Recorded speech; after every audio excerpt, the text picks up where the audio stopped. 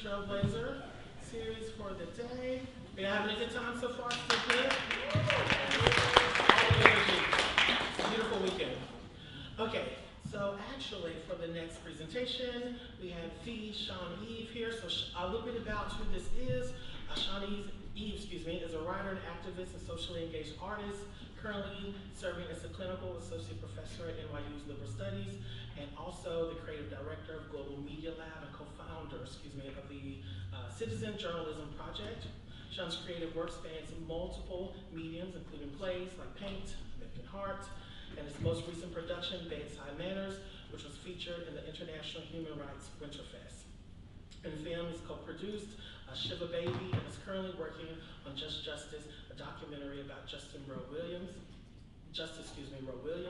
His upcoming project includes 24/2, a documentary on displaced Russian female artists, and From Rage to Indifference, exploring the ecological crisis in Bangladesh.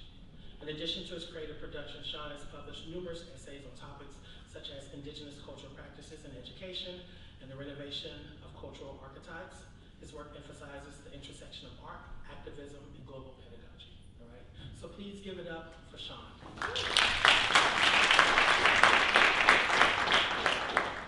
Hi, everybody. Thank you guys for sticking around. I really appreciate it. I had a whole thing prepared that suddenly feels terribly elaborate and formal for the small, hardy band of individuals who are here. So I'll try to abbreviate it. Basically what I want to talk to you guys about today is the ways that education operates as an environment that invites connections from beyond the classroom, beyond the university, beyond the institutional boundaries of NYU, and offers us, through NYU affiliation, all kinds of opportunities to work with other organizations, with other individuals. Particularly, I wanted to kind of have this talk with you because I wanted to celebrate a lot of the individuals I've been lucky enough to work with. These are projects I've been working on over the last couple of years, but I've been teaching here for 30 years, unbelievably. And I will say that it took me a long time to work out when I became a professor at NYU that I didn't have to be stuck here. I felt like my life outside and my life inside were really separate from one another. So I had my creative life and I had my academic life. And it took me the better part of a decade to suddenly recognize this is stupid. Like, why am I living 2 lives or 3 lives when I can live just one? And I think that it matters because it speaks to some of the things that get in the way of us realizing as much as we might through education. I wanted to talk, or I kind of address this question, which is, why does a lot of interesting creative work not get made, and a lot of worthwhile research not end up happening? And there's a number of reasons for this. Some of them are due to us, right? We often assume that to begin our journey, we need to know where we're going, and to have some special skills or knowledge that will justify our journey to others. Most of us are enculturated to have a certain amount or a significant amount of self-loathing, and also a fear of other people.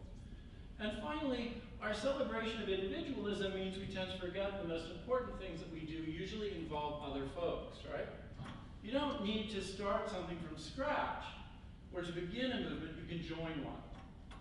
When you're thinking about this idea of what you can gain as a university student in this environment, one of the most important things is a kind of recalibration of the individual potential, right? And social engagement. There are also structural things that get in the way of us doing what we might. Commercial interest obviously often dominates our choices, and not everything worthwhile pays dollars or gives us social prestige. There's differential access to resources and distribution opportunities that mean producers and media outlets are often cut off from one another. And that's somewhere that actually we can have a real impact on here. Because when you're in New York, you are often affiliated with different kinds of organizations, even sometimes commercial organizations as part of your internships. So if you have commitments and interests in communities that are under-resourced or have limited access, you can become the bridge, right, to those individuals or those organizations getting access to a national stage or even an international one. Our society tends to present partial knowledge or historical misassumptions as complete understandings, right? What that means is that we spend a lot of time critiquing the things that we already understand and showing that they're inadequate, but then we don't get to the second part, right? Which is what our perceptions and our understandings have led us to. And finally, and this is something that I was really struck thinking about with Cammie's talk, we focus so much of this notion of insight coming to us from language, right? But we have all these different representational systems and semiotic systems that we bring into our own relationship to the world and that present us with expressive opportunities ourselves. And when we focus too much on language, we tend to become too literal, we tend to become too analytical.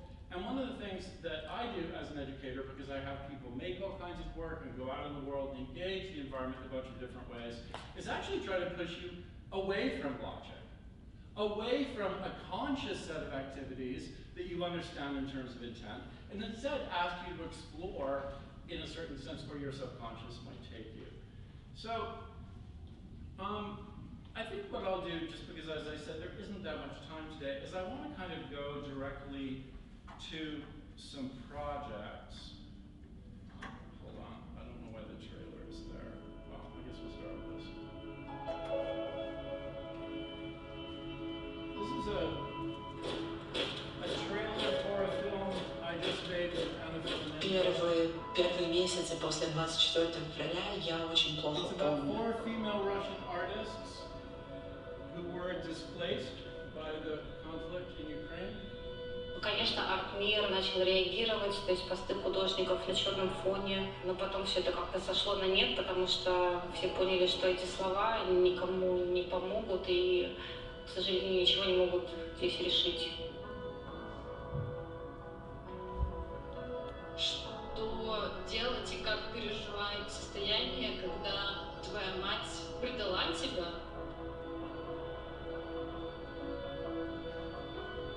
Все-таки очень важная вещь — обрести дом снова.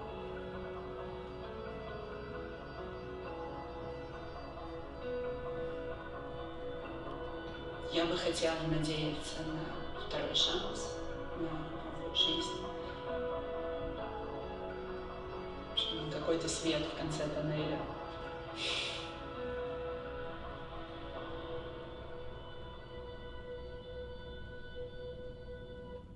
I wasn't intending to run, but how do I stop it?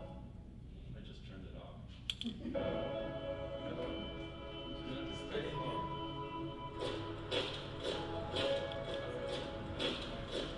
Первый. I want to tell you guys, this is the first time I've ever made slides in 30 years as an educator.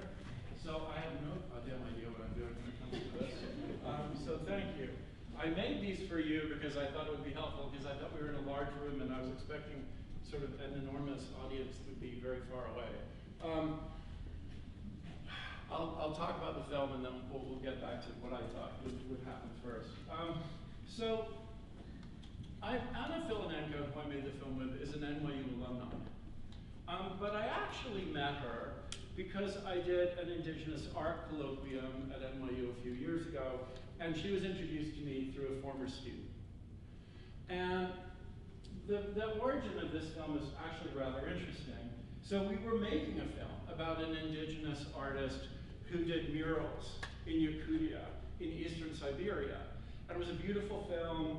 Her murals are both really powerful as images of traditional culture, but also because this is a part of the world where there is snow for 6 months of the year and therefore no color. Snow blindness is a big problem. So by producing these colored images, it actually helps people deal with their snow blindness. So beautiful film, really sweet woman.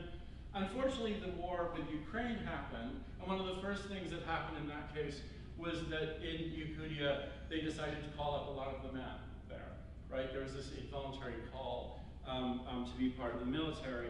The local community rioted. They were not happy at being asked to participate in this conflict. And as a result, martial law was declared there. And the artist basically said to to myself, look, if you release this film, I will probably end up in jail, and something may happen to my family. So Anna and I were like, okay, what are we gonna do? Well, we decided, let's go ahead and make a film that shows the impact that the war is having on artists, not only in terms of their lives, because these women were forced often to move. They have all been artists in St. Petersburg, and they were displaced at different places in the world, but also what happens to what we make when the political environment in which we live shifts.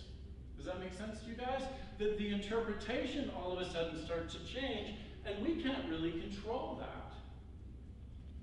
I think for us, we live in an environment where there's very many ideological conflicts, right? In our society, we're trying to work out how to express the things that we believe and care about in ways that can provide us with a level of safety, but also the opportunity for a level of honesty. And visual representation, particularly artistic representation, is one of the ways that we do that. And that was one of the challenges when Anna and I were putting this film together. 3 of the people who are in the film have been charged in absentia for crimes against the Russian state. But we were really trying to make sure that no one would end up in jail. So we had to think about the content, we had to think about words like war. If you put war in a film right now with a Russian, right, author, that's a violation of the law. It can lead to them getting 2 to 10 years in prison, right? So these are significant challenges that we face. And when I think about what I'm trying to teach people through the educational process I take them through, and I work with freshmen in writing classes, I work with juniors who are working abroad internationally on multimedia projects, I work with seniors, obviously I work with alumni on a lot of these kinds of film projects.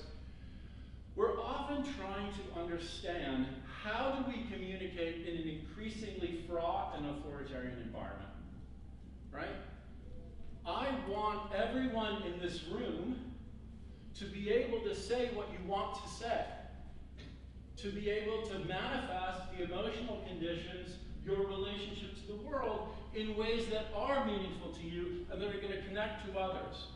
But the challenges of that are tenfold. And so we look at particularly visual art practice and then visual narrative practice as ways around that problem. All right, let me go back to this case in point. So you guys are interested in what you do in school.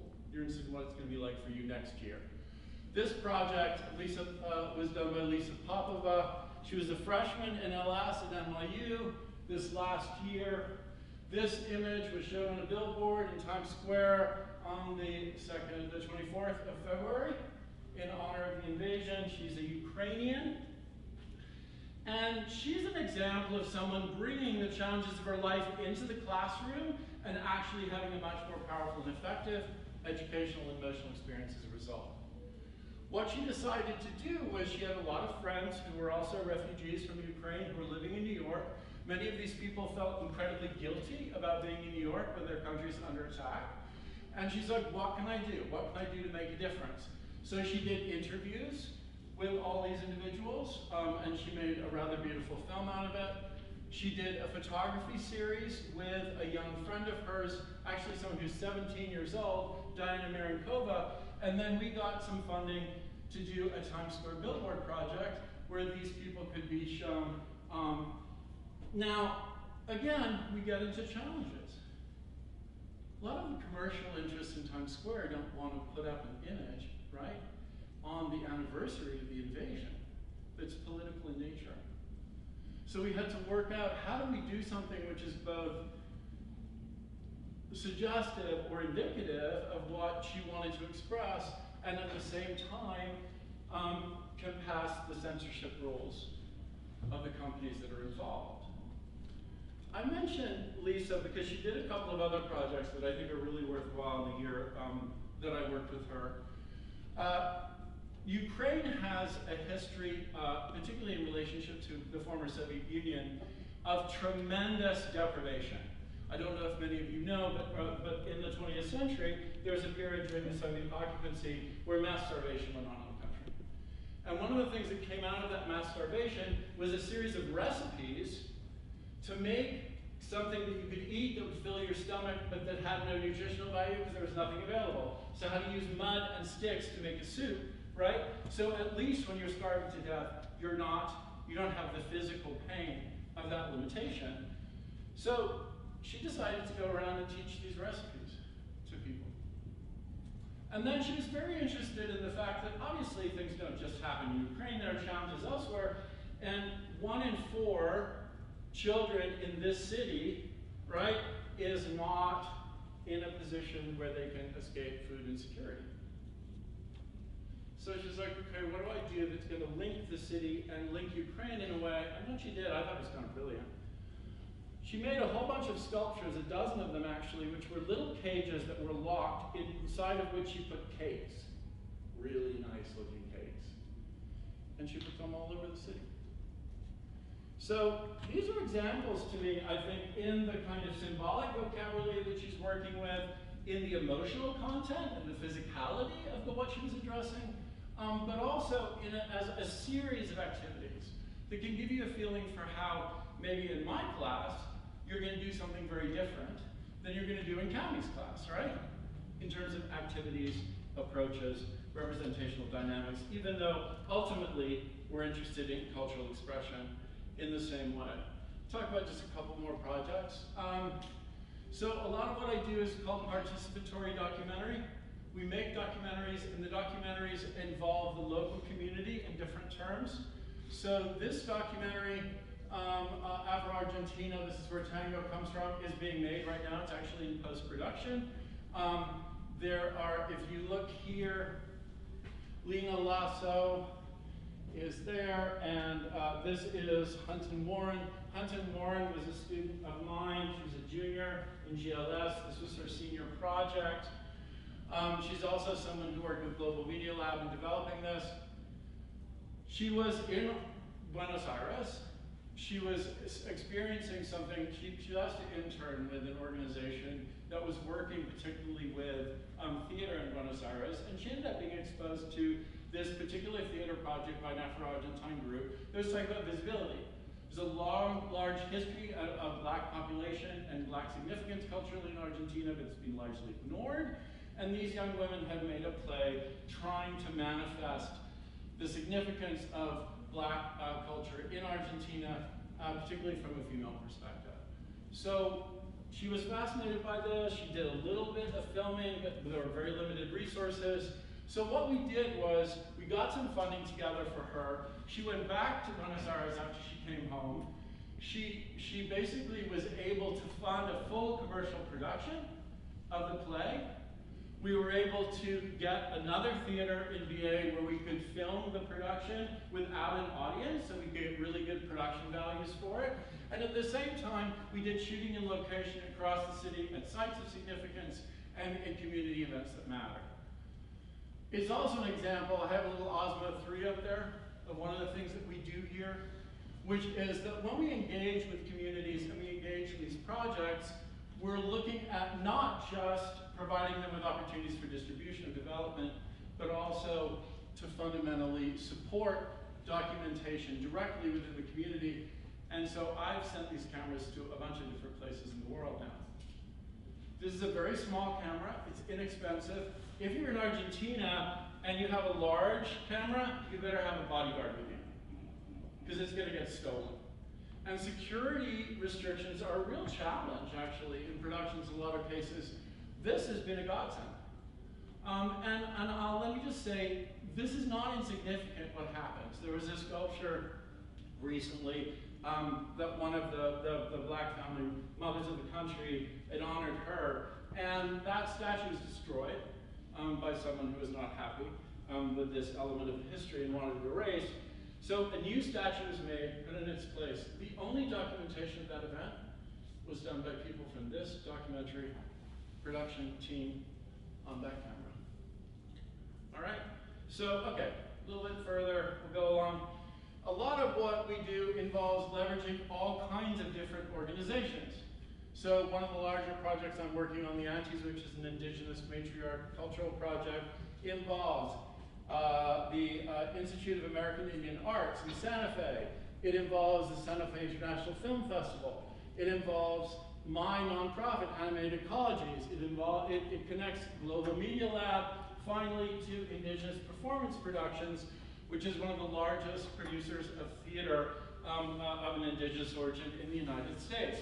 All of those organizations together, funded by the National Endowment for the Arts and other organizations, are what it takes to even get a small production off the ground. So when you're working on these kinds of projects in this environment, I want you to understand that one of the things you're going to learn is not just how to work with people, not just how to engage in communities where it may be radically different than your own and what it means to do that, but also how to work with a whole range of national or international organizations to achieve the results that you want to be part of. I don't have time to go through what I did and I'm doing in Bangladesh. This is once again out of sequence. Here we go. No time to do that, no time to do this. I'll go finally to Michelle Zhu's example. I'm sorry that this is being rushed today. So Michelle Zhu is a current, well, not a current student of mine, she's a student of mine this summer. She did a whole series of collage poems out across the city, really beautiful work. And I think as an example of somebody who is taking a literary sensibility and finding ways to play with visual representation and public art in New York, there was something really powerful, right, for her about taking it public in that way. But she went further than that. She became a participant in 60 Seconds, a performance series I run in Soho, and she not only read her own work, she did participatory poetry work with the community, which was then read. And she was not only interested in literary production, but she was also interested in music production. And so she did a series of performances, that's her under a sheet playing piano. And I love her relationship to this music in particular. She has been planning her own funeral since she was 7 years old. She's a classical musician, and so she's got all of this music that she's got planned out, and what she's doing is she's spending the next, hopefully 50, 60, 70 years of her life mastering these pieces of music to understand herself. And so that she can ultimately, will be her performances of this music that are delivered at her funeral. There's something a little morose and dark about it, but there's also something really kind of wonderful about the openness of this approach and also the dynamic nature of it. So let me just show you a little bit of what this looked like if you happened to be up the street. It won't play now.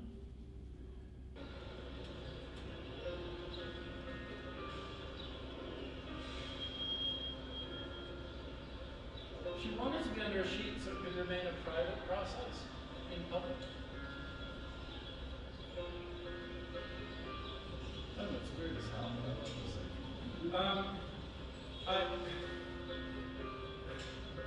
I think it will allow me to stop it. Yes, it will. Let me just say, you might think, what in the hell? I'm spending $100,000 a year on my education, and I'm going to be doing this kind of shit? You know what I mean? I recognize that it may feel a little strange to you.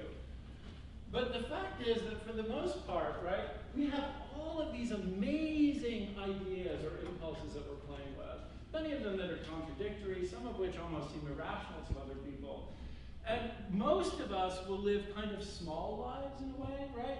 Containing all of that, managing ourselves in line with a whole set of expectations, going through a bunch of familiar rituals. But if you open yourself up a little bit more, and you can do that through people that you connect with, through projects that you're involved with, or you can do it through your own self-expression, something starts to happen to you. I'm a pathologically shy person. I'm also like an old Welsh gay guy in New York, you know what I mean? Like, I'm in a weird place. And I will say that the people in my lives, the projects that I work on, have created the opportunities for me to make a life that I love, and a life that I actually care about, and that I feel good about. And I think a lot of those skills are skills that have been given to me by you guys, by the students that I work with, and the vision that they have, by the creative partners that I get to engage in through the filmmaking, that's a big part of my life, and through this institution, which for some crazy reason has allowed me to do this shit for 30 years. You know what I mean? And I've still got an office, and I still have a paycheck last time I looked. So I hope this doesn't scare you. I hope it feels like an invitation to recognize that you will have wonderful scholarly experiences, really powerful personal ones, and really rich imaginative opportunities that'll be part of your work at NYU. Anyways, it's not what I planned to say, but hopefully it made some sense. Thanks everybody for your patience in being here. It's really a gift.